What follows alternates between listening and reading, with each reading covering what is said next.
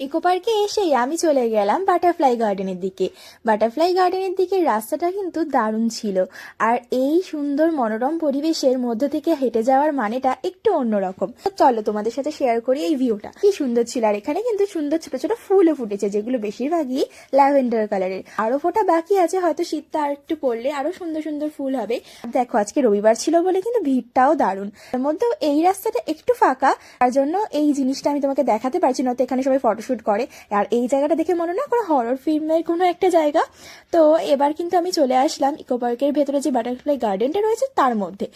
এসে দেখি ওরা বলছে কোন রকম ভিডিও নেওয়া যাবে না, কিন্তু কোন ফাঁকে আমার ফোনটা যে অন ছিল ক্যামেরাটা, আর এইটুকু আমি ক্যাপচার করেছি। আরে জানো না, সব থেকে বড় বিষয়, আমরা দেখতে আসলাম বাটারফ্লাই এত, কিন্তু কোনো একটাও বাটারফ্লাই আমি খুঁজে পেলাম না। আনটাও ছিঁড়ে গেছিল, হয়তো তার জন্য অর্ধেক বাটারফ্লাই উড়েই গেছে।